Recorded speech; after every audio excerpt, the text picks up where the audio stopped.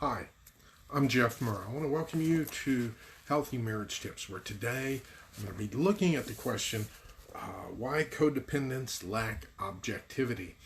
We've been talking about codependency and enabling, and, those two go hand in hand. And although I have made the statement that they lack objectivity, I'm surprised nobody out there asks, hey, why is that? Well, that's what we're going to go into today. And there's actually two reasons. One, with codependents, they have an impaired ability to compare reality with unreality. And this has a lot to do with their childhood and the way that they were brought up. Because they get these distortions. They get so focused on their parents and the way the parents treated them that they operate under the assumption that the way that their parents treated them is the way life is. So, if their parents were abusive to them, if the parents manipulated them all the time, they think that that's the way it is. And that's literally the lens that they use in looking at the world and looking at relationships. I remember there was a family member that I spent some years with that had some codependency issues. And she was, I could tell that there were some issues from her childhood. She was always assuming that in the real world, everybody is out to steal from you.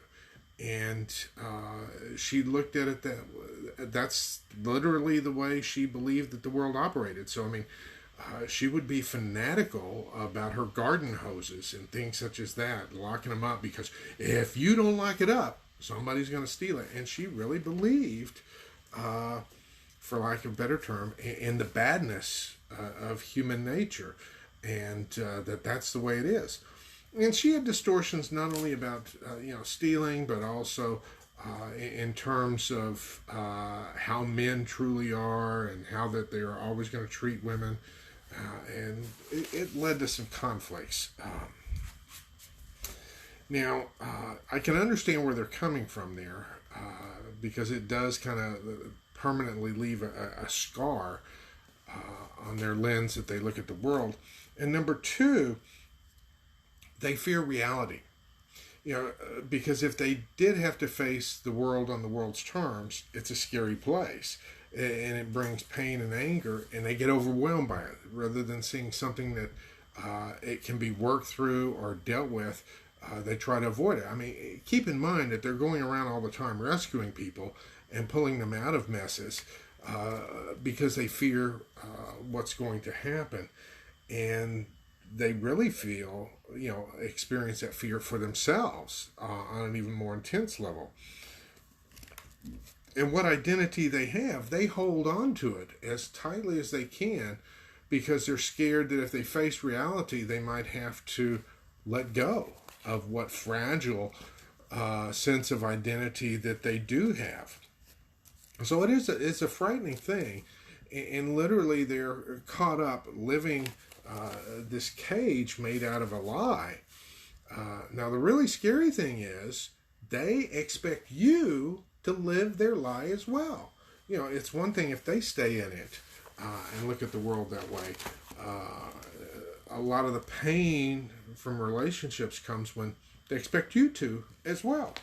And, when you don't live their lie, you start catching all kinds of grief. Because, and part of what's behind it, they're scared. They're scared of because your ideas, since you're not living in their reality, it poses a threat to them, and they will deal with that threat.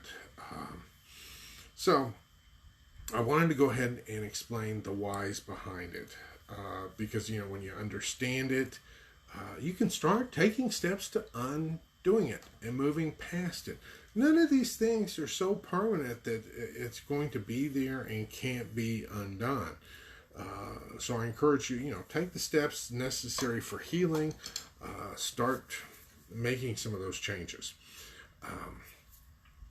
But I appreciate you tuning in. I hope that each of you have a good weekend. If you have any questions, concerns, feel free to leave them below. And so until next time, this is Jeff Murrah wishing you best regards. Goodbye.